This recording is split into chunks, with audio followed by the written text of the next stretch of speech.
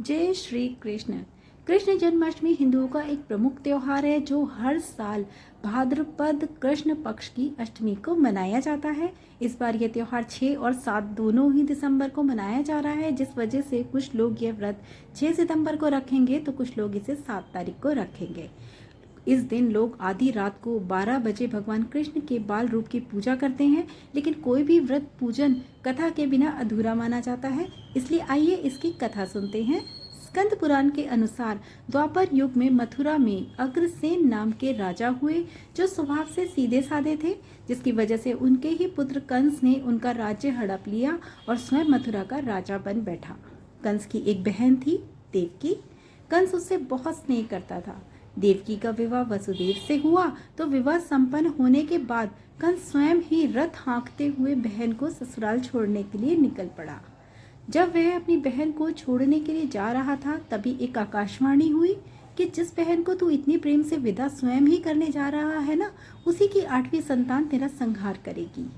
यह सुनते ही कंस क्रोधित हो गया और देवकी और वसुदेव को मारने के लिए आगे बढ़ा।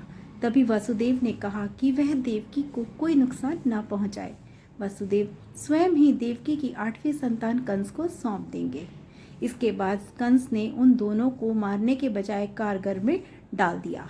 इस तरह से कारगर में ही देवकी ने अपने 7 संतानों को जन्म दिया और कंस ने एक एक करके सभी को मार दिया।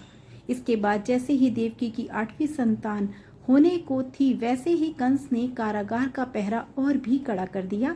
तब भाद्रपद माह के कृष्ण पक्ष की अष्टमी को रोहिणी नक्षत्र में कान्हा का जन्म हुआ। तभी श्री विष्णु ने वसुदेव को दर्शन देकर कहा कि वे स्वयं ही उनके पुत्र के रूप में जन्म ले रहे हैं। उन्होंने यह भी कहा वसुदेव उन्हें वृंदावन में नंद बाबा के घर पर छोड़ आए और यशोदा जी के गर्भ से जन्मी कन्या को कारागार में ले आए। यशोदा जी के गर्भ से जन्मी कन्या कोई और नहीं बल्कि स्वयं माया थी।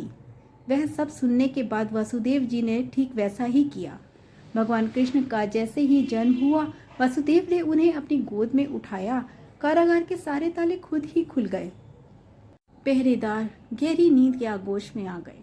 फिर वासुदेव जी कन्हैया को टोकरी में रखकर वृंदावन की ओर निकल पड़े। कहते हैं कि उस समय यमुना जी अपने पूरे उफान पर थी। वासुदेव जी ने टोकरी को सिर पर रखा और यमुना जी को पार करके नंद बाबा के घर पहुंच गए। वहां कन्हैया को यशोदा जी के पास रखकर कन्या को मथुरा जी वापस ले आए।